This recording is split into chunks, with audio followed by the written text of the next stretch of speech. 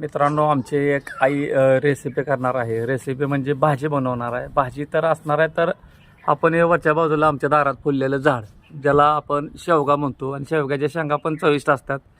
त्याचबरोबर काय काय भागामध्ये सुद्धा शेवग्याच्या ज्या पाला असतो किंवा त्याला फांटे असते ते अशा प्रकारचं आहे. तर ह्याच्यापासून सुद्धा भाजी बनवली जाते. आता भाजी कशी बनवली जाते, काय तर आईच्या हस्ते आम्ही आईला हे तोडून देणार आहोत, आणि ह्याच्यापासून जी भाजी बनते ते आम्ही भाजी खाणार. भाजी आमची आई बनवणार आहे. तर कशी बनवणार आहे, त्या व्हिडिओमध्ये मी तुम्हाला सगळं सांगणार आहे. तर असा आपण पाला तोडून घेणार आहोत. असा पाला तुटला जातोय, मी हातानंच या ठिकाणी काढतोय. पाला जो आहे ते आमचे सारंग शेठ ते पण या ठिकाणी काढत आहे. तर पाला तोड झाला तेव्हा. तर अशा पद्धतीनं त्यानं तोड पडणार करायला लागतंय. भाजी हे भाजीत काय काय टाकायला लागतंय? डाळ, हा, मिरची, बर. शेंगदाण्याचा कूट, कोथिंबीर, काय लसूण. मग ह्याच्या आधी कधी बनवली होती का भाजी? होय होय होय होय. बनवली होती का? हा.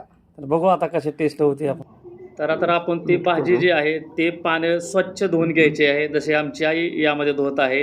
हरभऱ्याची डाळ या ठिकाणी भिजाय घातलेली आहे, आणि ती स्वच्छ केल्यानंतर त्यामध्ये चवीनुसार मीठ, कांदा, लसूण किंवा जिरी, मोहरी जरी टाकलं तरी चालतं. मस्तपैकी त्यातलं जे हरभरा आहे त्यातलं पाणी काढून घ्यायचं आहे भिजल्यानंतर, आणि त्यानंतर आपल्या चवीनुसार तिखट, मीठ असेल ते घरगुती पद्धतीचं टाकायचं. त्याला चांगल्यापैकी हलवून घ्यायचं, जसं आमची आई या ठिकाणी करत आहे.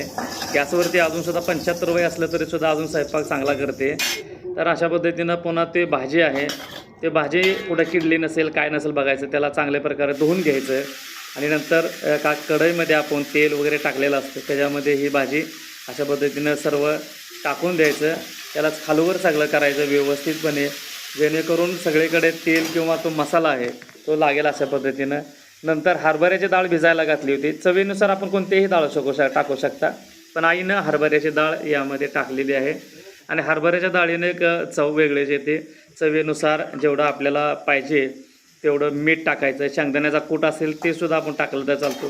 पुन्हा एकदा हलवून घ्यायचं मस्तपैकी, आणि हलवल्यानंतर पुन्हा त्यामध्ये ती भाजी शिजवण्यासाठी शेवग्याचा पाला आहे तो शिजवण्यासाठी आपण थोडं पाणी टाकायचं, त्याशिवाय ते शिजणार नाही. जसं की आपण आई यामध्ये दाखवतो तशा पद्धतीनं आपण करून घ्यायचं.